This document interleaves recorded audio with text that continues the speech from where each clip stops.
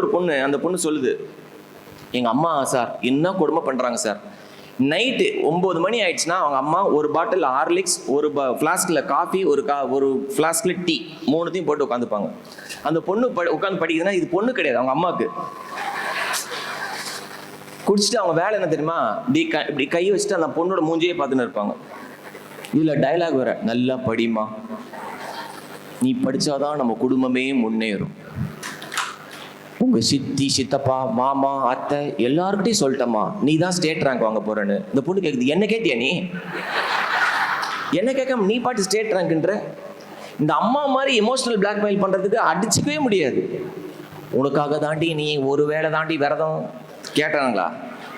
நீங்க ஒரு வேளை விரதம் இருங்க, 3 வேளை விரதம் இருங்க, உங்க புள்ள படிச்சாதான் மார்க் வரும்.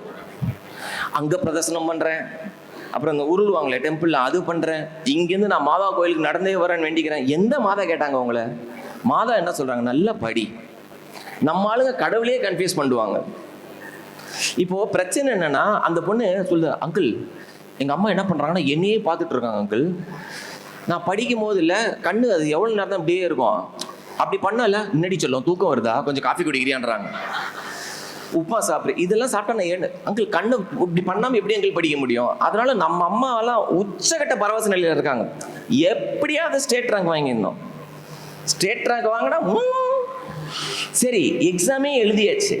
எக்ஸாம் எழுதி முடிச்சு நம்ம ஆளுங்க ஜாலியா, அப்பா எக்ஸாம் முடிஞ்சுதுப்பா, இன்னைக்கு தான் லாஸ்ட் டே அப்படின்ட்டு ஸ்கூல்ல மட்டும்தான் சந்தோஷமா இருக்க முடியும். இங்க